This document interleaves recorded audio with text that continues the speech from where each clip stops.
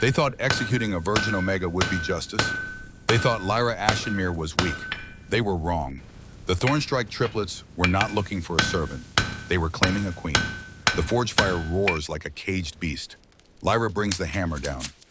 Metal screams. Sparks explode into the dim workshop, each one a dying star against the afternoon shadows. Her arms burn with honest ache, the kind that comes from shaping iron, from coaxing beauty out of brutality. She has been a blacksmith's apprentice for 5 years. Ever since old Garrett found her sleeping behind his workshop, 18 years old and hollow-eyed with nowhere to go. He taught her to read fire, to bend metal to her will, to survive. He never asked why she flinched when alphas came too close. The sword taking shape beneath her hands will sell for 3 silver marks, enough for medicine. Mistress Hale's daughter has been coughing blood for weeks. The pack healer refuses to treat Omegas who cannot pay. Lyra does not have much, but she has her hands, her fire, her will to help where others turn away. She plunges the glowing blade into the quenching barrel. Steam erupts with violence. The workshop fills with scorched metal and old sweat. Then she hears it, a scream, high, terrified, young. Lyra's head snaps toward the sound. The hammer falls from her fingers. She is running before thought catches up, through the workshop door, into the dusty street beyond. Ironwood-packed territory sprawls before her in fading light. Wooden buildings lean together like drunken soldiers. Livestock smell mingles with cooking smoke. Another scream cuts through the afternoon air. Closer now. Lyra runs faster. Her heart hammers. The bond mark on her inner wrist burns cold the way it always does when danger is near. A remnant from her mother. The only thing Lyra has left of a woman who died when she was 5. She rounds the corner and stops. The scene crystallizes into terrible clarity. Alpha Magnus stands in the street's center. Large, thick through chest and gut. Graying hair, hands like meat hooks. Wealth drapes his body in fine wool and polished leather. Power radiates from him in waves that make lesser wolves bow their heads. He holds a girl by the arm. She cannot be more than 14. Ilara. Lyra knows her. The child sometimes sits outside the forge watching with wide, dark eyes as metal transforms. Ilara is crying now. Tears stream down her face as she struggles against Magnus's iron grip. Her dress is torn at the shoulder. Bruises bloom purple on pale skin. Please, the girl sobs, please do not make me. Silence. Magnus's voice cracks like a whip. You should be grateful. An alpha of my station taking interest in worthless Omega trash like you. A crowd has gathered. 20 wolves. 30. More arriving every moment. They watch with sick fascination. Witnessing tragedy, they are too afraid to stop. Lyra sees Ilara's mother in the crowd, on her knees, hands clasped, face wet with helpless tears.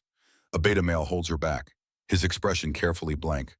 No one moves to help, because Magnus is an alpha, wealthy, connected, powerful, because this is how the world works. Lyra's hands curl into fists. She thinks of her mother, dead at 23. Lyra does not remember her face, but she remembers the stories whispered in dark corners. Beautiful Illyra, broken Illyra, the Omega who gave everything to an alpha who took and took until nothing remained. The Omega who walked into the river one winter morning and never came back. Lyra was 5. She has spent 18 years trying not to become her mother. Magnus pulls Ilara closer. His hand slides to the girl's throat. When he speaks, his voice drops to something obscene. You will come with me. You will accept the mating bond. If you fight, your mother loses her job. She will starve. Do you understand? Ilara's sobs turn to whimpers. Something inside Illyra's chest cracks open. She does not think. Thinking is dangerous. Thinking leads to paralysis. To watching while the world devours everything soft and good. She moves. The forge is 10 steps behind her. Door still open. Inside, leaning against the wall, is an iron rod, 2 feet of solid metal, still warm from fire proximity. Lyra covers the distance in heartbeats. Her fingers close around the rod. Heat bites her palm, but she does not let go. She is running again. The crowd parts without realizing why. She is just an Omega, small, insignificant, no threat, until she is. Magnus turns at the last second. Eyes widen, mouth opens to shout. Lyra swings. The iron rod connects with his jaw. The sound is a tree branch snapping. Impact reverberates up her arms. Teeth scatter across dirt. 1, 2, 3 small white fragments catching dying sunlight. Blood explodes from Magnus's mouth. He releases Ilara. The girl stumbles backward. In free, Magnus hits the ground. For one perfect moment, the world is silent. Then chaos erupts. Wolves surge forward. Hands grab Lyra's arms. Her hair, her throat. The iron rod is torn away. She does not fight. 1 Omega against 30 wolves. Pointless. But Alara is free. Someone drives a fist into Lyra's stomach. Air evacuates her lungs. She doubles over. Gasping, a boot catches her ribs. She tastes copper and salt. They force her to her knees. Magnus stands. Blood streams down his chin, staining expensive fabric. When he opens his mouth, the gaps where teeth used to be make him monstrous. "You broken little bitch," he slurs through ruined lips. "You dare strike an alpha." Lyra spits blood onto dirt between them. She does not answer. What could she say that would matter? Magnus's hand closes around her throat, lifts her with terrifying ease. Her feet leave the ground. Black spots dance at Vision's edges. "I will see you hanged," he hisses. "I will watch you choke. Then I will take what I want from your corpse." Lyra's hands scrabble uselessly at his wrist. Cannot breathe. Cannot think. The world narrows to fading light. Then a voice cuts through gathering darkness. "Enough!" Magnus drops her. Lyra collapses, sucking air that tastes like smoke and blood and salvation. Vision swims. When it clears, she sees boots. Polished leather. Expensive. AlphaKing pack leader of Ironwood stands over her. Severe, thin, sharp, gray eyes holding all the warmth of winter graves. "The law is clear," Kieran says. His voice carries across silent crowd. "Any wolf who raises hand against an alpha in violence forfeits their life." Lyra's heart turns to ice. She knew this. Of course she knew. The law has been the same for 1,000 years. Alphas are sacred, untouchable. To strike one is to strike at pack society's foundation. But knowing and accepting are different things. Trial at sunset. Kieran continues. The council will decide her fate. Magnus spits blood. There is nothing to decide. She dies. That is for the council to determine. 2 beta guards haul Lyra to her feet. Her legs barely support her weight. They drag her toward holding cells. As they pass through the crowd, she sees Alara's mother clutching her daughter. Tears stream down both faces. But Alara is whole, unmarked, free. Lyra closes her eyes and lets them take her. The cell is 8 feet by 8 feet of packed dirt and cold stone. No window, no furniture, only a bucket in the corner and iron bars that smell like rust and despair. Lyra sits with her back against the wall. Ribs throb with every breath. Blood has dried on her lips in sticky flakes. Minor pains. Temporary. She will be dead by morning. The thought should terrify her. Instead, she feels strangely calm, as if some essential part has already departed, leaving only the shell. She thinks about Alara's face. The relief, the gratitude. Worth it. Footsteps echo outside. A key turns. The cell door swings open with rusty shriek. AlphaKing enters. No weapons, no guards. A calculated choice. He wants her to understand how little threat she poses, how thoroughly she is lost. For just a moment, something like shame flickers across his face. Then it vanishes, replaced by cool pragmatism. That is not my concern. It should be. What I am concerned with is maintaining order. You violated our most sacred law. If I do not punish you severely I risk appearing weak. Weak alphas do not remain pack leaders long. So I die to preserve your authority. Yes. At least he is honest. Kieran stands, brushes dust from trousers with meticulous care. The trial is formality. The council has already decided. You will be executed at dawn. He turns toward the door. Wait. Kieran pauses. Lyra forces herself to her feet. Body protests every movement. She faces him with what little dignity remains. What happens to Alara? For the first time, genuine emotion crosses Kieran's face. Regret, or perhaps just fatigue. That is no longer your concern. He leaves. The door locks with terrible finality. Lyra slides back down the wall. Pulls knees to chest, wraps arms around them. The cell is cold, so cold, she cannot stop shivering. 23 years old, she will never see 24. Hours crawl past with agonizing slowness. She tries to sleep, but nightmares wait in darkness. Her mother's face blurred by time and grief. Alara's screams, Magnus's bloody smile. When footsteps sound again, she thinks it must be dawn. Time for execution. But the light filtering through door cracks is wrong. Still orange. Still afternoon. The door opens. 4 guards stand outside. But these are not Ironwood wolves. Their armor is different, black leather worked with silver thread, quality steel swords at their hips. The man in front is older, maybe 60, weathered face, kind eyes set in warrior frame. He wears a badge on his chest, 3 wolves circling a crown. Lyra's breath catches. She knows that symbol. Every wolf in the Northern Territories knows it. The Thornstrike triplets. Lyra Ashenmere, the old guard says, voice gentle despite fearsome appearance. You are hereby remanded to custody of the Thornstrike Kings for final judgment. She stares. Words fail. Come willingly and you will not be harmed during transport. Resist and we will use force. Your choice. Lyra finds her voice. Small. Broken. Why would they care about me? The old guard's expression softens into something like pity. That is not for me to say, girl, but cooperate. The triplets are many things, but they are not cruel. You will receive fairer judgment from them than here. Fairer judgment. As if there is any judgment beyond death. But what choice does she have? Lyra stands. Legs steadier now, walks toward the door on her own power. The old guard nods approval, produces iron shackles from his belt. I must bind you, protocol. She extends wrists without complaint. The metal is cold, humiliating, a physical reminder of her new status. Prisoner, criminal, dead woman walking. They lead her through the pack house. Wolves gather to watch. Some spit, some shout insults. A few just stare with hollow eyes. Magnus is there, jaw wrapped in bandages, hatred burning in his gaze. Kieran stands beside him, expressionless. Word had already spread that Magnus was stripped of his alpha privileges by the council for attempting to force bond a child, but he still lived, still breathed, still wanted her dead. Alara is nowhere to be seen. Good. The girl should be far from this place. Outside, a carriage waits. Black wood, silver fittings. 6 horses stamp impatiently. The old guard helps Lyra inside. The interior is surprisingly comfortable. Velvet cushions, clean blankets, water skin and wrapped bread on the seat. 4 days to Obsidian Keep, the guard says. My name is Aldrich. If you need anything during the journey, call for me.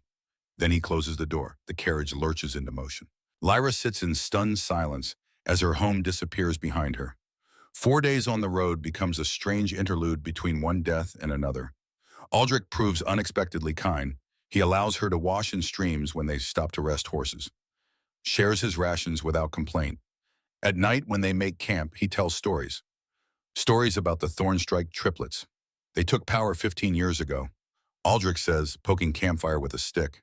Sparks rise into dark sky. Their father was a tyrant, cruel in ways I will not speak of in front of a lady. Lyra almost laughs at being called a lady, but she holds her tongue. The brothers killed him together, Aldrich continues. Draven struck the first blow. Caspian held him down. Evander delivered the final cut. Barely 20 years old. Why did they wait so long? Aldrich's face goes dark. Because their father kept hostages. Omegas mostly, threatened to kill them if the brothers rebelled. When the brothers finally moved, they had to be certain they could save everyone. Did they? Most? Not all. Firelight cast strange shadows across weathered features. They ruled differently than their father, he says after long silence. Fair, just. They do not force Omegas into servitude. They pay well for those who choose to stay. But they still take Omegas. Aldrich meets her eyes. They do. But every Omega who has left their service did so alive, wealthy, and willing. That is more than can be said for most Alpha Lords. Lyra digests this in silence. She wants to ask more. Wants to understand what fate awaits at Obsidian Keep. But exhaustion pulls at her like physical weight. She sleeps poorly that night. Dreams chase her through tangled forests. Her mother's voice calls from somewhere just out of reach. Run, little star. Run and do not look back. On the 3rd day, landscape begins to change. Rolling hills give way to jagged mountains. Air grows thin and cold. Snow caps distant peaks in white that glows like bone under moonlight. And then on the 4th day, as sun breaks over Eastern Ridge, she sees it. Obsidian Keep. The castle rises from the mountain like a dark fang. Black stone walls reflect dawn light with oily sheen. Towers claw at sky. Pennants bearing the 3 wolf sigils snap in wind. Beautiful. Terrifying. The last place she will ever see. The carriage passes through 3 sets of gates. Guards inspect them at each checkpoint. Eyes linger on Lyra with undisguised curiosity. Some whisper behind the gloved hands. Finally, they stop in a massive courtyard. Aldrich opens the door. Come, girl. They are waiting. Lyra steps onto cobblestones so polished they reflect sky. Servants scurry about on mysterious errands. The smell of horses and forge smoke and something wild and dangerous fills her lungs. This place thrums with power. Aldrich leads her through a side entrance. They climb stairs. So many stairs. Her legs burn by the time they reach a heavy wooden door carved with wolves and crescent moons. He knocks 3 times. Enter. The voice from inside is deep, commanding. It raises goosebumps on Lyra's arms despite corridor warmth. Aldrich pushes the door open. The room beyond is enormous. Vaulted ceilings disappear into shadow. Windows overlook the mountain range in brutal glory. A massive fireplace crackles with flames casting dancing light across expensive rugs and dark furniture. But Lyra sees none of this, because standing in the room's center are 3 men, 3 alphas. Identical in height and build, but different in every other way that matters. The one in the center has hair like midnight. It falls to his shoulders in waves that should look soft, but somehow only emphasize hard planes of his face. A scar runs from collarbone to jaw pale against sun-darkened skin. His eyes are silver. They track Lyra's every movement with predatory focus. Draven, the eldest, the alpha of alphas. To his right stands a man with hair the color of burnished copper, tied back revealing a face all sharp angles and barely controlled violence. His hands are scarred from lifetime of weapons work, eyes amber, burning with intensity that makes Lyra want to look away. But she does not. Caspian, the warrior. The third brother stands to Draven's left. Hair platinum, almost white in firelight, worn loose around a face that would be beautiful if not for coldness in ice-blue eyes. Where his brothers radiate obvious danger, this one is still water hiding unknown depths. Evander, the spy master. They are the most terrifying creatures Lyra has ever seen, and she cannot stop staring. Well, Draven says, voice rolling through the room like distant thunder. Here she is, the Omega who attacked an Alpha to protect a child. Lyra lifts her chin. If she is going to die, she will do it with what little pride remains. I broke his jaw. Her voice sounds steadier than she feels. I would do it again. Something flickers in Draven's silver eyes. Amusement, respect. Caspian circles her slowly. She forces herself to remain still even as every instinct screams to run. He stops behind her, so close she can feel his body heat against her back. Kirin would have hanged you at dawn. I know. So why do it? This from Draven. Why throw your life away for a stranger's child? Lyra thinks about her mother, about Alara's terrified face, about every Omega she has ever known who learned to make themselves small and quiet and invisible just to survive. Because someone had to, she says simply. Silence settles over the room. The 3 brothers exchange glances. Some unspoken communication passes between them. Finally, Draven steps forward. He is even larger up close. She has to tilt her head back to maintain eye contact. We are going to offer you a choice, he says. Death or complete submission to all 3 of us. The words hang in the air. Lyra's mouth goes dry. Submission, she repeats slowly. Yes. Draven's expression does not change. You would belong to us, body and will. You would serve our needs without question or hesitation.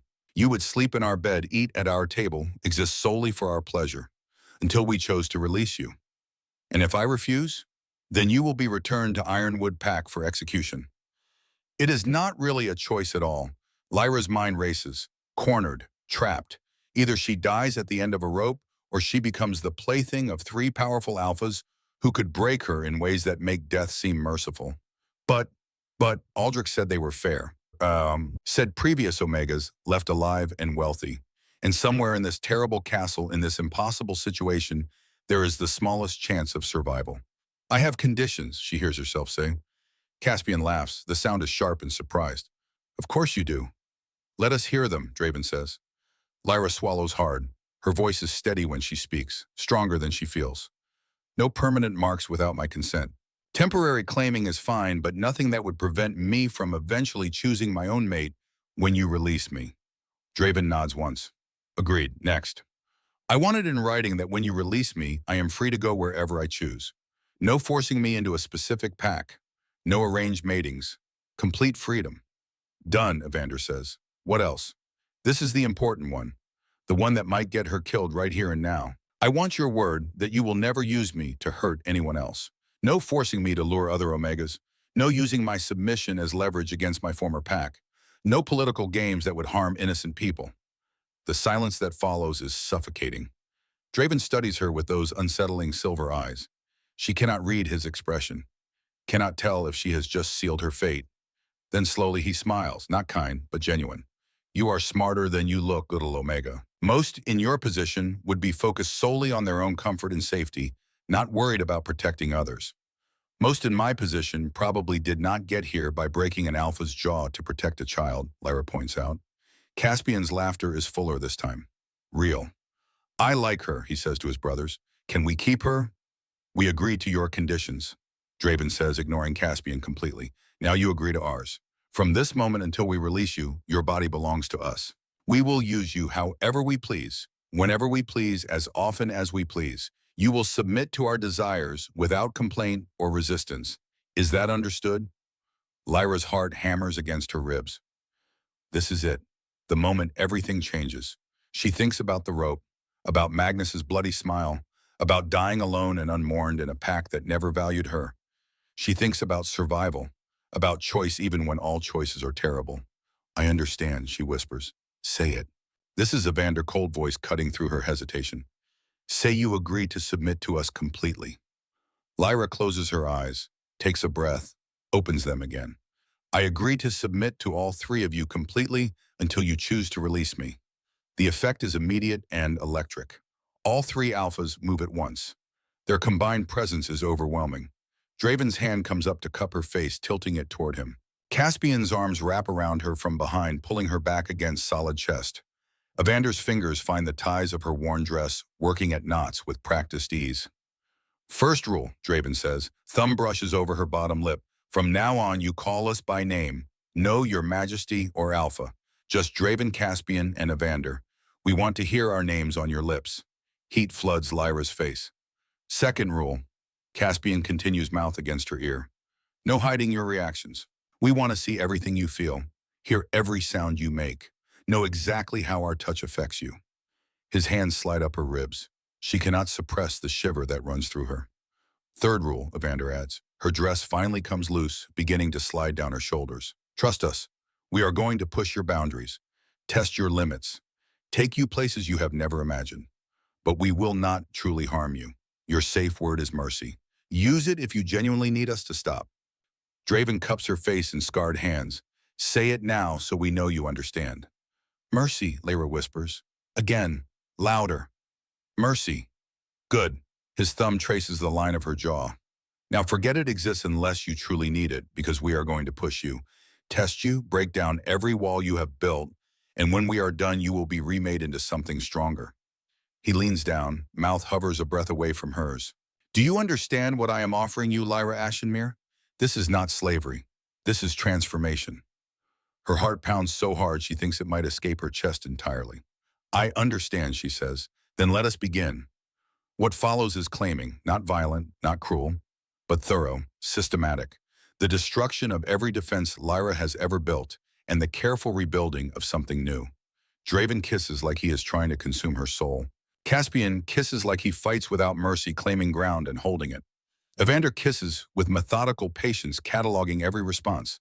They strip her, learn her body through touch and taste, and the sound she makes when fingers find sensitive places she did not know existed. Draven is methodical, building pleasure with calculated precision.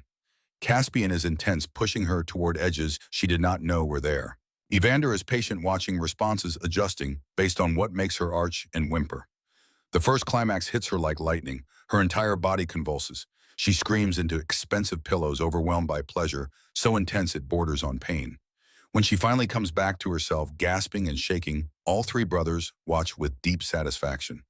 Beautiful, Caspian murmurs, but that was just the beginning. They claim her then, one by one. Draven enters her first. The pain is sharp, immediate. She cries out instinctively, trying to pull away.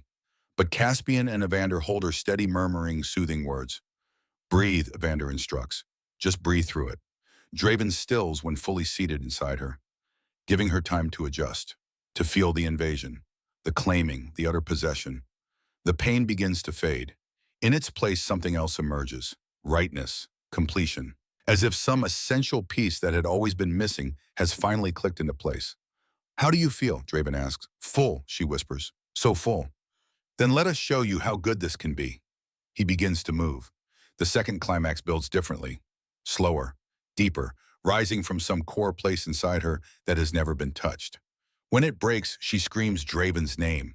He follows her over the edge with a groan that sounds like relief and triumph wrapped together. His teeth sink into her throat, not deep enough to scar, but hard enough to mark, to claim, to brand her as his. Temporary, she remembers. These marks are temporary, but they feel permanent in this moment. Caspian claims her second, less controlled, more demanding. His mark finds her shoulder with a bite that makes her cry out. Evander is last, patient, almost reverent in his claiming. His mark finds her hip as he moves inside her with careful precision. When all three have claimed her, when three temporary marks burn on her skin, they tend to her afterward. Warm cloths, gentle hands checking for injuries, soft words of praise and reassurance. Lyra lies boneless between them, unable to form coherent thoughts. Her body throbs in 1,000 places.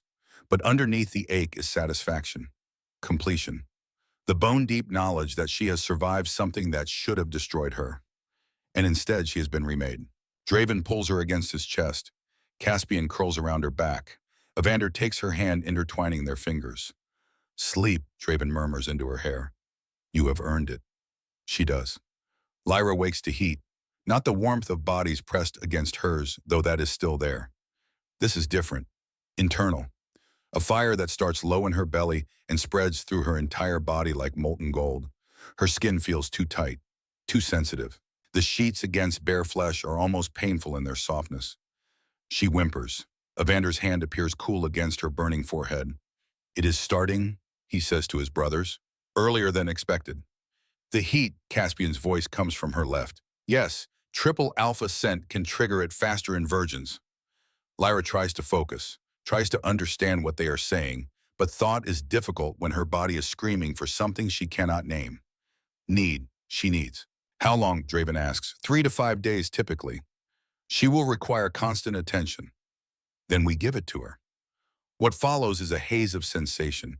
Her heat consumes her, reduces her to nothing but nerve endings and desperation. The brothers take turns caring for her needs. When one exhausts himself, another takes his place.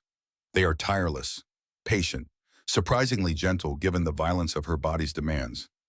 But between the claiming there are other moments, quiet moments. Draven sits beside her when fever breaks temporarily. He reads to her from heavy books about pack history and political alliances.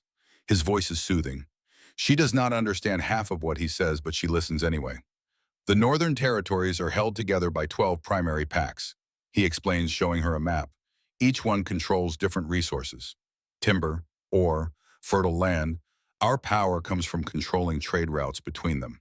Why are you telling me this? Her voice is hoarse from screaming. Because you should understand the world you now inhabit. He traces lines on the map with one finger. Here is Ironwood, where you came from. Small pack, poor resources. They survive by selling their young to wealthier territories. Lyra's jaw tightens, like Magnus wanted to buy Alara. Exactly. Draven's expression darkens. It is a system that breeds abuse. We have been trying to change it for years. But tradition is a stubborn enemy. What would you change? He looks at her with those unsettling silver eyes. I would give Omegas the same legal protections as Alphas and Betas. The right to refuse unwanted bonds, the right to own property, to vote in pack councils. Your father would have hated that. My father was a monster. I spent every waking moment trying not to become him. There is such raw honesty in his voice that Lyra reaches out without thinking. Her hand covers his. You are not him, she says firmly. You could never be. Something in his expression softens. He brings her hand to his lips and kisses her knuckles. Thank you for that. When the heat takes her again, he is there to ease it. Caspian teaches her different lessons. On the second day, when her body allows for brief respites, he shows her defensive holds, how to break a grip on her wrist, where to strike to disable an opponent. Even Omegas should know how to protect themselves, he says, adjusting her stance. Especially Omegas. Lyra practices the movements. Her body is weak from heat, but muscle memory is beginning to form. Why did you kill your father? She asks during one of these sessions. Caspian goes very still. For a long moment, she thinks he will not answer. Then he sits heavily on the bed's edge, head in his hands. He made me kill someone I loved. The words are so quiet she almost misses them. What? Her name was Mira. His voice cracks on the name. She was an Omega. Sweet, kind. She worked in the kitchens. I was 19. She was 17. It was not official, but we had an understanding. Lyra's heart clenches. My father found out. Caspian's hands curl into fists. He said I was weak, that loving an Omega made me unfit to rule. He gave me a choice. Kill her myself or he would torture her to death over days. Oh gods. I thought I was being merciful. His amber eyes are wet. I thought a quick death was kindness compared to what he would do. So I broke her neck. Fast. Painless. She never even knew I was behind her. Tears streamed down Lyra's face. That is when we decided, Caspian continues, Draven, Evander, and me. We decided that if we were going to become monsters anyway, we might as well kill the biggest monster of all. He looks at her then. Really looks at her. You are the first Omega I have trusted since Mira died. The first one I have let myself feel anything for. Lyra reaches for him, pulls him into an embrace that has nothing to do with heat or claiming, just comfort, human connection. I am sorry, she whispers against his copper hair. I am so sorry. He does not cry, but he holds her like she is the only solid thing in a tilting world. Later, when the heat takes her again, his claiming is different, more tender, as if he is trying to erase old ghosts with new memories. Evander is the quietest of the three. He brings her food during the third day, broth and bread she can barely keep down. He feeds her with patient hands, wiping her mouth when she spills. Thank you, she murmurs. You do not need to thank me for basic care. Still, he sets the bowl aside, studies her with those ice blue eyes that see too much. I need to tell you something, he says carefully, about myself, about how I experience this. Lyra waits. I am demisexual, Evander continues. Do you know what that means? She shakes her head. It means I do not experience sexual attraction the way most wolves do. I need emotional connection first. Deep connection. The kind that takes time to build. Understanding dawns. But you claimed me anyway. I did, because duty required it, because my brothers needed me. But I want you to know that what I feel for you is not just physical. It is more than that, deeper. He takes her hand, presses it to his chest where his heart beats steady and strong. You are the first Omega I have ever allowed myself to bond with, he says. The first one I have wanted to know beyond the surface. Your mind, your thoughts, your fears and hopes and dreams. Lyra's throat tightens. Why me? Because you are brave. Because you sacrificed yourself to protect a stranger. Because you look at us like we are people, not just alphas or kings or threats. He leans down, presses his forehead to hers. I am falling for you, Lyra Ashenmere. Not because of pheromones or heat or biological imperative, but because of you, the person, the soul. She cannot speak past the lump in her throat, so she kisses him instead. This kiss is different than the others, softer, sweeter, a promise rather than a claiming. When he makes love to her this time, it feels like coming home. On the fourth day, a visitor arrives. Lyra is between heat waves, dressed in a borrowed robe, sitting by the window. The brothers have left her alone briefly to attend urgent pack business. The door opens without warning. A woman enters. Beautiful. 30-something. Auburn hair and green eyes. She carries herself with the confidence of someone who knows her worth. Expensive clothes drape her frame. Jewelry glints at throat and wrists. Lyra recognizes her instantly from the stories Aldrich told. Seraphine, she breathes. The woman smiles, not kind. So they have told you about me. You used to be theirs. I was. Seraphine circles the room, slowly examining Lyra like a specimen. 5 years ago, they claimed me much like they claimed you. Told me I was special. Made me believe I mattered. Lyra's stomach sinks. And then, she asks, though she is not sure she wants to hear the answer. And then they broke me. Seraphine's voice is flat, piece by piece, until there was nothing left but the shell you see before you. But Aldrich says what he is told to say. Seraphine leans against the wall, arms crossed. The truth is more complicated. They will make you love them, Lyra Ashenmere. They will make you need them. And when they finally release you, you will spend the rest of your life trying to find that feeling again with someone else, trying and failing. Lyra stands on shaking legs. Then why did you leave? Because staying would have killed me. The words hang in the air like poison. Then Seraphine's expression shifts. The hardness melts away, replaced by something that looks like mischief. Gods, you should see your face. she says, laughing. You actually believed me. What? Seraphine crosses the room in 3 quick strides. She grabs Lyra's hands, squeezing them warmly. I am testing you, silly girl, seeing if you would run or if you would stay and fight. And you stayed. Good. You passed. Lyra stares at her in complete confusion. The truth, Seraphine says, serious now, is that the Thornstrike brothers are the best thing that ever happened to me. They taught me my worth, showed me I deserved more than scraps my pack was willing to give.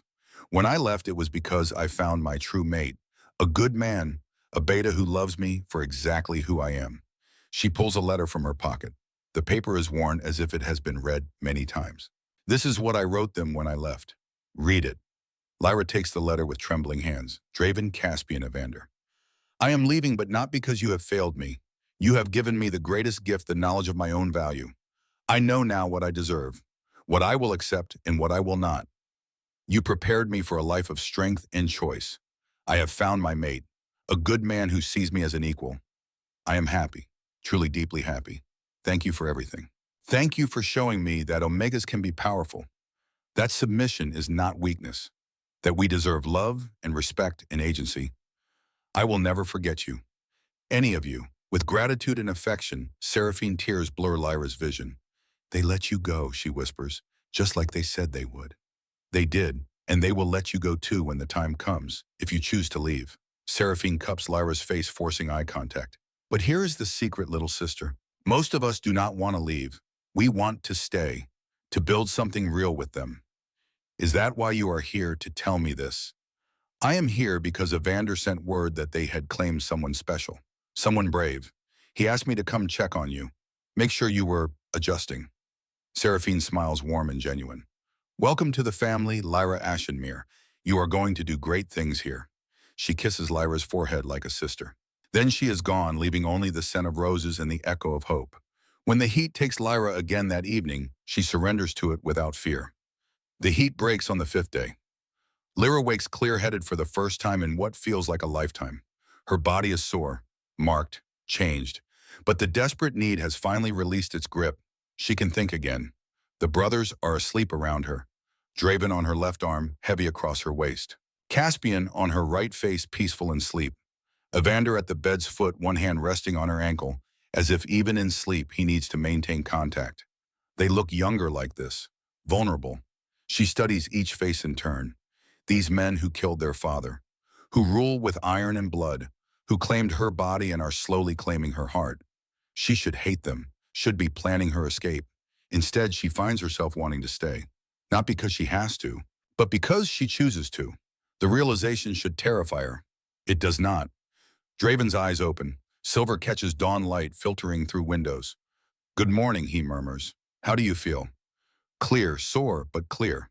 He props himself on one elbow, studying her. The heat has passed. You will need a few days to recover fully, but then your real education begins. Over the following days, they prove the truth of his words. Draven teaches her politics. He brings her to council meetings, has her sit silently in the corner and observe. Afterward, he quizzes her on what she noticed. What did you see when Alpha Victor spoke, he asks. Lyra thinks carefully. His hands, he kept clenching and unclenching his fists. His eyes darted to the door 3 times. Good, what does that tell you? He was lying, and he wanted an escape route. Draven smiles proud. Exactly, Victor has been our father's man for decades. He resents our rule. Always watch his hands. Caspian takes her to the training yards. She expects to observe. Instead, he hands her a practice sword. You broke an Alpha's jaw with an iron rod, he says. You have natural talent. Let us refine it. He is a patient teacher despite fierce reputation. He shows her footwork, balance, how to use an opponent's strength against them. You will never overpower a full-grown Alpha, he explains. So you must be smarter, faster. Strike where they are vulnerable. On the 3rd day of training, he allows her to spar against him. She loses, badly.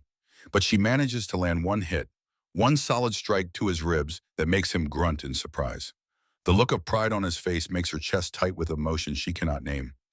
Evander teaches her subtler skills. He shows her the library.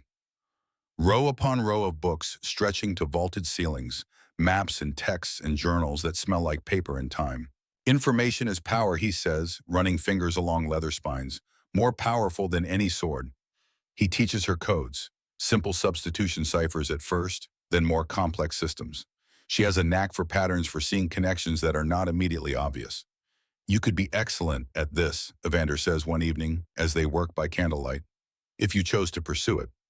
Lyra looks up from the cipher she is decoding. You would trust me with your secrets. I already have.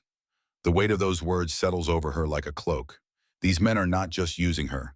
They are investing in her, teaching her, preparing her for what she is afraid to hope. 2 weeks after her arrival, everything changes. She is in the library with Evander when Aldrich bursts through the door. The old guard's face is pale, frightened. My lords, he gasps. There has been an incident. Evander is on his feet instantly. What kind of incident? An Omega, from the Silvercrest pack. She tried to poison Lady Lyra's dinner. Ice floods Lyra's veins. Where is she? Evander's voice has gone cold. Dangerous. The kitchens. Caspian is dealing with her. They run. Lyra keeps pace despite exhaustion, through corridors and downstairs until they burst into the massive palace kitchens. The scene is chaos. Servants cower against walls. Pots and pans scatter across the floor. And in the center of it all, Caspian holds a young Omega by the throat. Blood drips from his other hand. His amber eyes burn with fury that makes Lyra's breath catch. At his feet lies another Omega. Female. Throat slit. Dead. Caspian, Draven's voice cuts through the tension. Release her. Caspian does not comply immediately. His grip tightens. She tried to kill Lyra, he snarls. She deserves to die screaming. Release her. Finally, Caspian opens his hand. The Omega, barely 18, Lyra realizes with horror, collapses to the floor, gasping. Draven approaches the girl with measured steps. Who sent you? The Omega's eyes are wide with terror.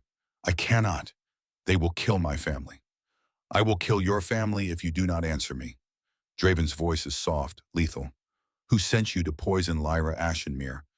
The coalition, the girl stammers. Alpha Victor. 3 others. They said she is making you weak. That she needs to die before you make her Luna. Silence falls like a guillotine. Then Draven speaks, and his voice could freeze oceans. Take her to the cells. I want the names of everyone involved. Every single name. Guards rush forward to collect the sobbing Omega. Lyra stands frozen, trying to process what she has just witnessed. Someone tried to kill her. Multiple Alphas conspired to have her murdered, because they fear her influence over the Thornstrike brothers. Caspian turns to her. His face and hands are covered in blood. He looks like a demon from old stories. A monster wearing human skin. She should be afraid. Instead, she walks straight to him. Her hands cup his blood-slicked face. Thank you, she says clearly, for protecting me. Something in Caspian's expression cracks. The fury drains away, replaced by naked vulnerability. I cannot lose you, he whispers. Not like I lost Mira. I cannot. You will not lose me. I am here. I am alive. He collapses against her, this massive warrior reduced to trembling need. She holds him while he shakes, not caring about the blood staining her dress. Draven's hand falls on her shoulder. This is what our world looks like, he says quietly. Violence and betrayal and constant threat. If you stay with us, this is what you will face. Every day. Forever. Lyra looks at him over Caspian's copper hair. Then teach me how to survive it, she says. Teach me how to be strong enough to stand beside you. Not beside us. Evander appears at her other side. As one of us. The 3 brothers and the Omega stand together in the blood-stained kitchen. This is not a fairy tale. This is not a romance where love conquers all. This is survival, strategy, the slow building of something that might become unbreakable. And Lyra Ashenmere chooses it. All of it. When do we start? She asks. Draven's smile is sharp as broken glass. Now. 28 days. Lyra has been at Obsidian Keep for 28 days. In 2 more, her contract with the Thornstrike brothers will expire. She will be free to choose. Stay or leave. Bind herself permanently to 3 alphas, or walk away with enough wealth to start a new life anywhere in the Northern Territories. The choice should be obvious. She stands before the massive doors of the Grand Council chamber. Her hands are steady, her spine is straight. She wears a dress of deep crimson that Evander selected the color of power, he said. The color of blood. Behind these doors wait 12-pack alphas, the most powerful wolves in the north. They have come to discuss trade agreements and territorial disputes. Routine business. But Draven has invited Lyra to attend, not as a servant, not as an Omega plaything, as an observer, a student, a future voice in matters that shape their world. The doors swing open. The chamber beyond is circular with a domed ceiling soaring 3 stories high. Windows of colored glass cast rainbow light across marble floors. 12 chairs form a ring around a central table, each one occupied by an alpha whose presence fills the room with barely contained dominance. Draven sits at the head. Caspian and Evander flank him like twin shadows, and there to the right of Evander is an empty chair. For her. Lyra walks forward. Every eye tracks her movement, some with curiosity, some with barely concealed hostility. She keeps her head high, steps measured. Draven taught her this. Never show fear. Never give them the satisfaction of seeing you flinch. She takes her seat. The chair is too large. She feels small in it, but she does not slouch, does not shrink. Gentlemen, Draven says, silver eyes sweeping the circle. You have met Lyra Ashenmere. She will be observing today's proceedings. Murmurs ripple through the assembled alphas. Then one voice cuts through the rest like a blade. With respect, my lord, an Omega has no place in council matters. The speaker is Alpha Victor, old, 70 at least, with white hair and a face carved from granite by decades of cruelty. He served the tyrant king for 40 years before the brothers overthrew their father. He survived the purge by being useful, by knowing where all the bodies were buried, literally. Draven's expression does not change. Lyra is here at my invitation. Do you question my judgment, Victor?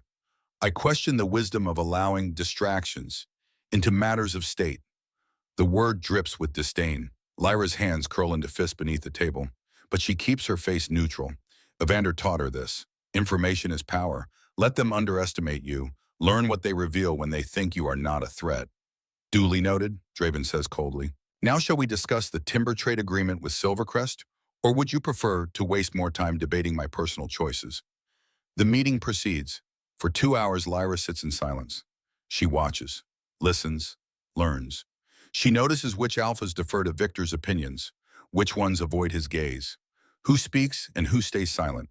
She catalogs alliances and resentments, reading invisible currents that flow beneath polite words. 7 of the 12 alphas seem uncomfortable with Victor's presence, but they say nothing. Fear, she realizes. They are afraid of him. The meeting concludes with handshakes and false smiles. The alphas file out one by one. Victor is last to leave. He pauses at the door, cold eyes finding Lyra. A word of advice, girl, he says. The higher you climb, the further you fall. Do not forget what you are. The door closes behind him. Lyra exhales slowly. Her entire body is tense. She has been holding herself rigid for so long, her muscles scream in protest. Caspian appears at her side. His hand falls on her shoulder, warm and grounding.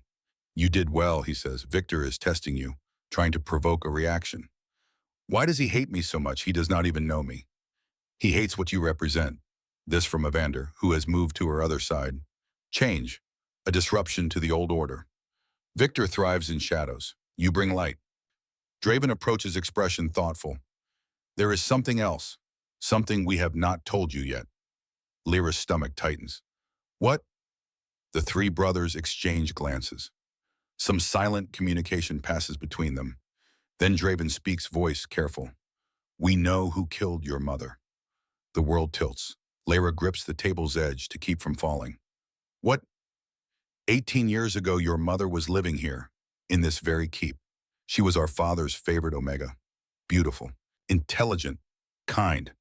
Draven's jaw tightens. He was obsessed with her. But she ran, Caspian continues, took you and fled in the middle of the night. We were only 17, too young to help, too afraid of our father to intervene. She made it to Ironwood Pack, Evander finishes, but she was being hunted. Someone our father sent to bring her back. Lyra can barely breathe. Who? Draven's silver eyes are hard as steel. Victor, the name lands like a physical blow. Your mother discovered something. Draven continues relentlessly. Evidence that our father was trafficking Omega children to other territories, selling them to wealthy alphas who wanted specific merchandise. Bile rises in Lyra's throat. She threatened to expose him, to bring evidence to the High Council. So Victor was sent to silence her. Draven's voice cracks slightly. He made it look like suicide, a drowning. But we have sources, witnesses who finally came forward after our father died. Victor murdered your mother, Caspian says bluntly. And he has been sitting in our council for 15 years pretending to be loyal. Lyra cannot move, cannot think. Her mother, her beautiful, sad mother, who walked into the river and never came back, murdered by a man who just sat across from her, who looked her in the eye and called her a distraction. Why did you not tell me? The words come out broken. Because we wanted to be certain, Evander says gently. We have been gathering evidence for months, building a case that even the other alphas cannot dismiss. We did not want to give you hope, only to have it crushed if we were wrong. But now we are certain, Draven adds, and tomorrow we will present the evidence to the full council. Victor will answer for his crimes. Lyra stands on trembling legs. She needs air, space, time to process this impossible weight of knowledge. I need to be alone, she manages. Lyra, please. They let her go. She walks through castle corridors without seeing them. Her feet carry her to the garden, to a quiet corner where stone benches overlook the mountain range. The same view her mother must have seen 18 years ago. Lyra sinks onto cold stone and finally lets herself cry. For the mother she barely remembers. For the childhood stolen by violence. For the system that allows men like Victor to thrive while Omegas drown in rivers. She cries until there are no tears left. Then she sits in silence, watching the sun set behind jagged peaks. A sound makes her turn. Draven stands at the garden entrance. He does not approach, just waits, giving her the choice to invite him closer or send him away. Lyra pats the bench beside her. He sits. For a long moment, neither speaks. Then Draven says quietly, I am sorry. We should have told you sooner. You were protecting me. That does not make it right. Lyra looks at his profile. This alpha who killed his own father, who carries the weight of an entire territory on his shoulders, who is trying so desperately not to repeat the sins of the previous generation. What will happen tomorrow, she asks. Victor will be arrested, tried. If the evidence holds, and it will, he will be executed. Good. The word surprises her. She has never wanted someone dead before. But for Victor, she makes an exception. There is something else, Draven says carefully. Something you should know before tomorrow. Lyra waits. Victor is not working alone. He has allies among the council. Alphas who benefited from our father's trafficking operation, who want to return to the old ways. Draven's hands curl into fists. Tomorrow will be dangerous. They may try to remove us from power. Or worse. And what could be worse? He looks at her then, really looks at her. They may try to hurt you, to use you as leverage against us. Fear spikes through her chest. Then I will stay hidden, safe. No, Draven's voice is firm. You will be there at the council, sitting beside us, because hiding gives them power. Showing strength takes it away. I am not strong. You broke an alpha's jaw to save a child.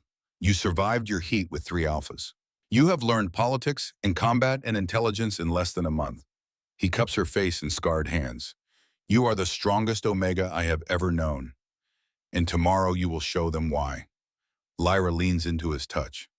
I am afraid. Good. Fear keeps you alive. Just do not let it control you. They sit together until stars emerge overhead, until the cold drives them inside, until tomorrow becomes inevitable. Day 29 dawns gray and threatening. Lyra dresses with care. Black this time. The color of mourning. Of endings. Of justice. The council chamber is fuller today. Not just the 12 primary alphas, but their seconds, their advisors. Nearly 40 wolves crowd the space, filling it with tension thick enough to choke on. Lyra takes her seat beside Evander. His hand finds hers under the table. She squeezes back, grateful for the anchor. Draven stands. The room falls silent. We are here today to address a grave matter, he begins, voice carrying to every corner. A crime that has gone unpunished for too long. He gestures to Aldrich, who steps forward carrying a leather satchel. From it, he produces documents, letters, ledgers. 18 years ago, Lyra Ashenmere was murdered on the orders of Alpha Victor. Gasps ripple through the chamber. Victor is on his feet instantly. This is absurd. I have served this pack faithfully for decades. Silence. Draven's command cracks like a whip. You will speak when spoken to. He lays out the evidence methodically. Witness statements from servants who saw Victor leaving the keep the night Lyra fled. Financial records showing payment to rogue wolves who tracked her to Ironwood. A confession obtained under duress from one of those rogues. Each piece of evidence is damning, but it is the final document that destroys Victor completely. A letter, in his own handwriting, Addressed to the Tyrant King. Draven reads it aloud. The Omega has been silenced. The river took her as you commanded. The child was too young to remember. Your secret is safe. The room erupts, shouts, accusations, denials. Victor's face has gone the color of old parchment. That letter is a forgery. We have 3 handwriting experts who verified it, Evander says coldly, including one you personally recommended last year. Victor's mouth opens, closes. He looks around the room searching for allies. He finds none. Even the alphas who benefited from the Tyrant King's regime are distancing themselves. No one wants to be associated with child murder. There is more, Caspian says, stepping forward. Amber eyes burn with righteous fury. Victor was not just following orders. He was profiting from them, running his own trafficking operation on the side. We have receipts, names, dates. He tosses papers onto the table. They scatter like accusations. Omega children as young as 12 sold to the highest bidder, all with Victor's signature approving the transactions. Horror washes over the assembled wolves. This is beyond murder, beyond betrayal. This is monstrous. Victor finally breaks. You do not understand him, he shouts desperately. The Tyrant King would have killed me if I refused. I was following orders. I had no choice. There is always a choice, Lyra hears herself say. Every eye turns to her. She stands slowly. Legs feel like water, but she locks her knees and faces Victor across the table. You could have refused. You could have helped my mother escape. You could have stood up to a tyrant instead of enabling him. Her voice strengthens with each word, but you chose power over principle, profit over people, and now you will answer for those choices. Victor's face twists with rage. You are nothing, a broken Omega playing at being important. When these brothers tire of you, you will be discarded like all the others. He does not finish the sentence. Caspian's fist connects with his jaw. Victor crashes backward, blood exploding from his mouth. Guards rush forward, restraining Caspian before he can strike again. Make him to the cells, Draven orders. He will be tried properly, publicly, and if found guilty, he will hang. Victor is dragged away, still screaming obscenities. When the doors close behind him, Draven turns to the remaining alphas. Let this be a lesson, he says quietly. The old ways are dead. The Tyrant King's reign is over. Anyone who still clings to those methods will face the same fate as Victor. One by one, the alphas nod their agreement, but Lyra sees it. The flash of resentment in some eyes. The calculation. This is not over. The council disperses. Lyra walks back to her chambers in a daze. She should feel victorious. Victor will pay for his crimes. Justice will be served. So why does she feel empty? Evander finds her standing at the window staring at nothing. You did well today, he says softly. Did I? I feel like I just painted a target on my back. You did. He does not lie to make her feel better. She appreciates that. Victor has allies. They will not forgive this humiliation. Then why let me speak? Why put me in danger? Evander turns her to face him. Ice blue eyes are serious. Because hiding you makes you a secret, a weakness they can exploit. But showing you powerful, articulate, unafraid makes you a weapon, one they cannot easily dismiss. He hesitates, then continues. There is something else. Your contract expires tomorrow. You will be free to leave if you choose. The words Lyra has been dreading. What if I want to stay, she whispers. Then we need to discuss what that means. That night, the 4 of them gather in the brothers' private chambers. Lyra sits on the sofa. Draven paces. Caspian leans against the mantel. Evander studies maps spread across a table. Victor's trial will happen in 3 days, Draven says. Public execution if found guilty within the week. But his allies will not wait that long. You think they will move against us? Lyra asks. I know they will. Evander taps a location on the map. We have intercepted communications between 5 alphas. They are planning something. We just do not know what yet. Assassination, Caspian suggests. Possibly, or a coup, or... Evander's gaze flicks to Lyra. They may target you, remove you from the board entirely. Ice floods her veins. Why me? Because you are the variable they did not account for. Draven explains. A common Omega who has gained the ear of 3 kings, who speaks in council, who the people are starting to respect. He stops pacing, faces her directly. You are dangerous to them, and dangerous things get eliminated. Lyra swallows hard. So what do we do? That depends on you, Caspian says. Amber eyes are gentle, despite the gravity of his words. Tomorrow your contract expires. You can leave. We will give you wealth protection and safe passage to any territory you choose. You will be free. Or, Draven continues, you can stay, permanently, as our mate, our Luna.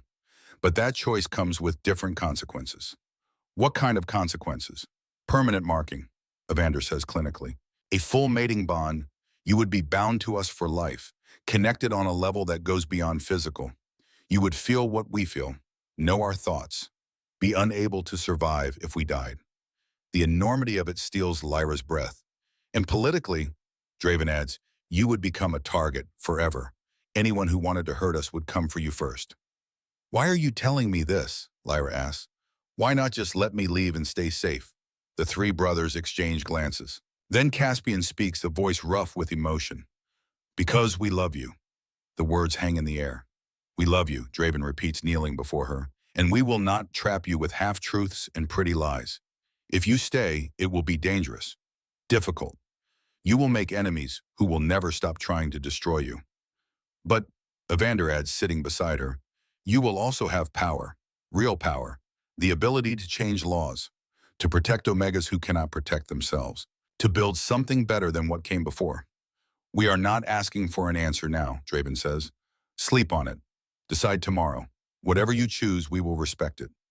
They leave her alone to think. Lyra sits in silence for a long time. She thinks about her mother, about Alara, about every Omega she has ever known who learned to make themselves small just to survive. She thinks about the power to change that, to rewrite the rules, to ensure no other child watches their mother walk into a river. But she also thinks about the danger, the constant threat, the possibility of dying young and violently for daring to challenge the system. Is it worth it? She does not know. Sleep does not come easy that night. Day 30 dawns cold and clear. Lyra wakes alone. The brothers have given her space to make her decision. She dresses slowly, mind still churning. She walks through the castle gardens seeking clarity and finds Seraphine instead. The older Omega sits on a stone bench wrapped in furs against the morning chill. She smiles when she sees Lyra. I thought you might need to talk, Seraphine says. Lyra sits beside her. How did you decide when you left? How did you know it was the right choice? I did not. Seraphine's honesty is refreshing. I loved them, all three. Part of me still does, but I realized I was staying out of fear, not love. Fear that I would never find anything better. Fear that leaving made me weak. But you found your mate. I did, and I am happy. But Lyra, she takes Lyra's hand. My situation was different than yours. I did not have a calling, a purpose. You do. What do you mean? You were not brought here by chance. You were brought here because you are exactly what this territory needs. An Omega who is strong and smart and refuses to be broken. Who can stand beside three kings and make them better? Seraphine's green eyes are serious. If you leave, you will be safe. You will be free. You will probably be happy. But you will always wonder what you could have built if you had stayed. The words settle into Lyra's bones. She knows suddenly what she has to do. Thank you, she says, squeezing Seraphine's hand. Whatever you choose, sister, I support you. Lyra returns to the castle. She finds the brothers in their council room, pretending to work, but clearly waiting for her. Three pairs of eyes turn toward her as she enters. She closes the door behind her, takes a breath. I am staying, she says clearly. Permanently. I want the full bond.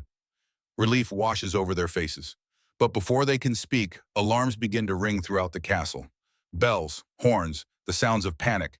Caspian is at the window in an instant. Gods, it is Victor. He has escaped. Draven curses. How? He had help. Evander is already moving toward the door. Inside, help. Someone released him from the cells. As if summoned by his words, a guard bursts into the room. My lords, he gasps. Victor has taken hostages. Omegas from the servant quarters. He is demanding safe passage out of the territory or he will start killing them. Lyra's blood turns to ice. How many hostages? Draven demands. 7. All female, ages 14 to 20. 14. The same age as Alara. Lyra is moving before conscious thought catches up. She strides past the guard out into the corridor. Lyra, wait! Caspian reaches for her. She spins to face him. Where is he holding them? The eastern tower, but you cannot. Watch me, she runs. The brothers chase after her, shouting orders to guards as they go. But Lyra is faster, fueled by rage and purpose, and the desperate need to ensure no other Omega suffers the way her mother did. The eastern tower looms ahead. Its heavy door stands ajar. Lyra pushes through. The chamber beyond is circular, with windows looking out over a sheer drop. In the center, 7 young Omegas huddle together, bound and terrified. Victor stands over them with a knife. His face is bruised from Caspian's punch. Blood crusts his split lips, but his eyes burn with manic determination. "One step closer and they die," he shouts. Lyra stops, holds up her hands. "Let them go, Victor. They are innocent." Innocent? He laughs, a sound like breaking glass. "There are no innocents. Only the powerful and the powerless.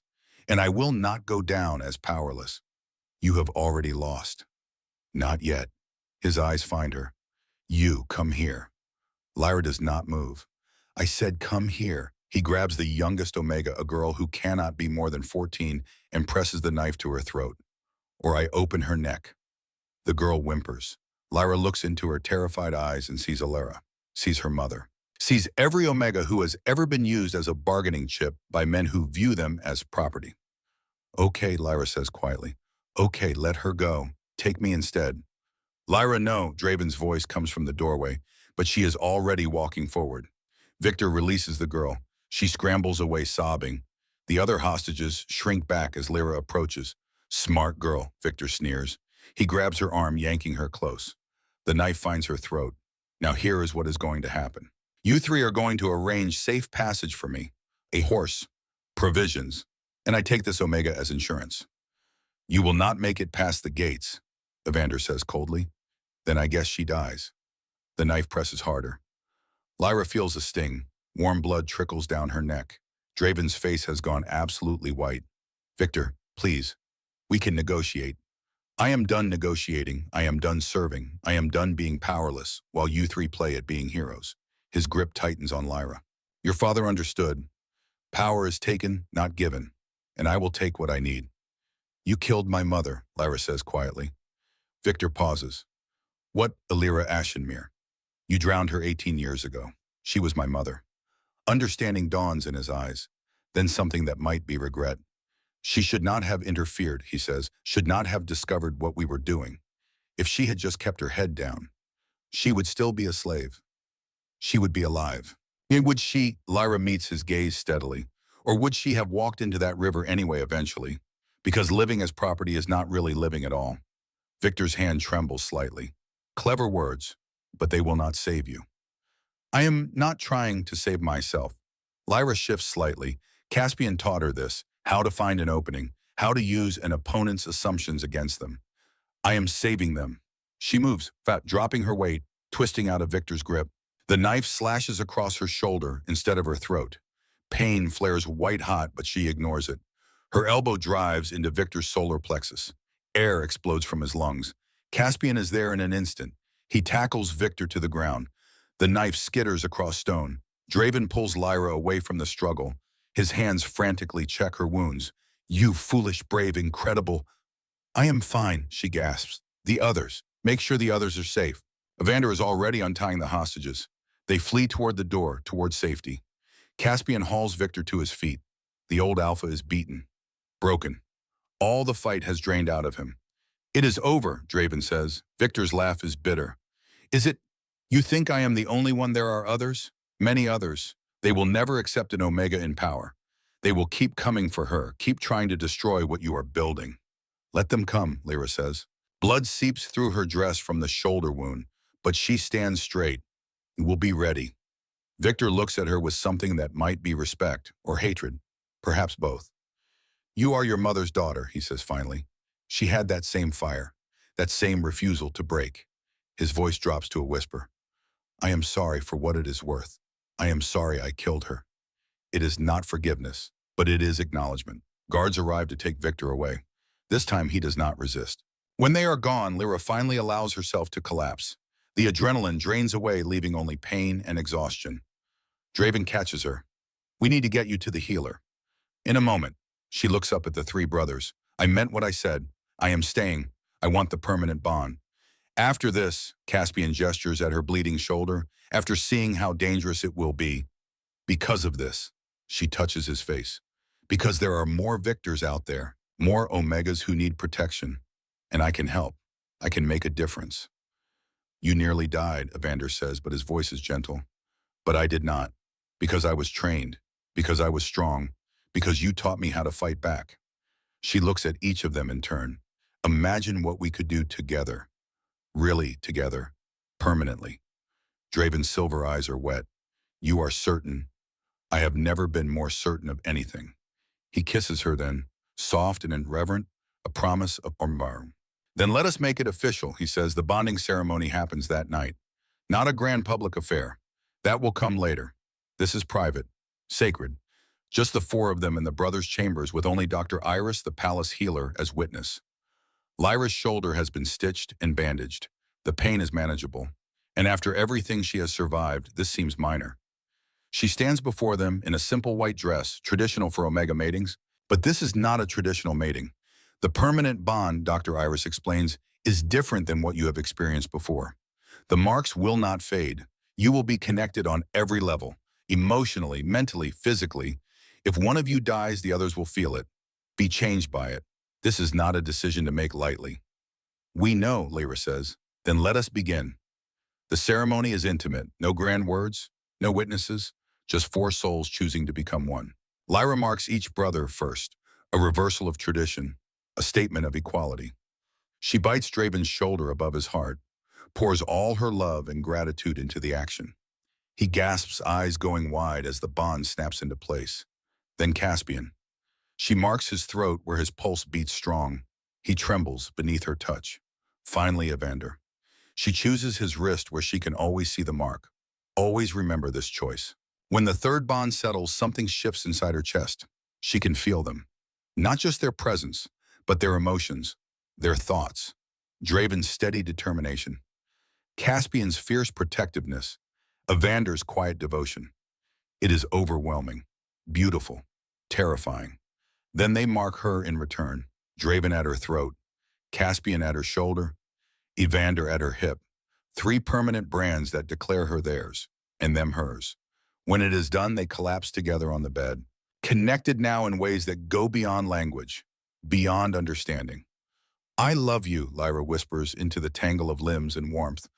All of you. And we love you, they answer as one. Dr. Iris quietly exits, leaving them to discover what this new bond means. 3 days later, Victor is tried publicly. The evidence is overwhelming. The verdict is swift. Guilty on all counts. He is hanged at dawn. Lyra does not attend the execution. She does not need to see it to know justice has been served. Instead, she works with Draven and Evander on new laws. Protections for Omegas. Rights that have never existed before. No Omega can be forced into a mating without explicit consent. Violation of this law is punishable by death. No Omega under the age of 18 can be bonded. Period. Every Omega has the right to education, to own property, to vote in pack councils. Trafficking of any kind is now a capital offense. The laws are revolutionary. They will face opposition, but with the full weight of the Thornstrike throne behind them, they will pass. Lyra has made sure of it. 6 months later, the formal coronation takes place. All 12 primary packs attend. Hundreds of wolves gather in the great courtyard of Obsidian Keep. The sun shines bright despite the autumn chill. Lyra stands on a raised dais wearing robes of crimson and gold. Her stomach is rounded with pregnancy. Twins doctor. Iris confirmed last month. A boy and a girl. The first children born to the Thornstrike line in a generation. Draven places the Luna crown on her head. Silver worked with precious stones that catch the light. It is heavy, a physical reminder of the weight she now carries. Lyra Ashenmere Thornstrike. Draven's voice carries across the assembled crowd. Luna Queen of the Northern Territories. Protector of the Omega. Voice of the people. Do you accept this responsibility? I do. The crowd roars its approval. Caspian steps forward. He holds a sword, the same one he has been teaching her to wield. Will you defend this territory with strength and courage? I will. Evander is last. He carries a book, laws and contracts, and the foundation of their new world. Will you rule with wisdom and justice? I will. The 3 brothers kneel before her. The entire assembly follows suit. Hundreds of wolves. Powerful alphas who once would have sneered at an Omega in power. All kneeling. It is a moment Lyra will remember forever. Later at the feast, she finds Alara. The girl is 15 now, taller, stronger. She wears the uniform of the new Omega Leadership Academy that Lyra founded. Your Majesty, Alara says, bowing. Just Lyra, she corrects gently. How are your studies? Wonderful. I am learning combat, politics, medicine, everything I need to help other Omegas like you help me. Pride swells in Lyra's chest. You are going to do amazing things. Because you showed me I could. Alara's dark eyes are serious. You saved my life. And now you are saving everyone. After the girl leaves, Lyra stands on the balcony overlooking the celebration. Music and laughter float up from below. Her people, her territory, her responsibility. Draven joins her, sliding an arm around her expanding waist. Tired, he asks, exhausted but happy. Any regrets? Lyra thinks about the question. About the journey that brought her here. From condemned prisoner to Luna Queen. From broken to whole. No, she says finally. No regrets. Caspian and Evander appear, completing their circle. They stand together, watching the stars emerge overhead. You were sentenced to die, Draven murmurs against her hair. Instead, you became our salvation. 3 alphas. Caspian adds, his hand joining Draven's on her stomach. 1 omega. Infinite strength. Our queen, Evander finishes. Our mate, our everything. Lyra closes her eyes, feels the bond connecting all 4 of them, feels the new lives growing inside her, feels the weight of the crown and the power it represents. She was nothing. They showed her she was always everything. And together they will build a world where no Omega ever has to choose between survival and dignity again. Where strength comes in many forms. Where love is not bondage but liberation. This is not the end of the story, it is only the beginning.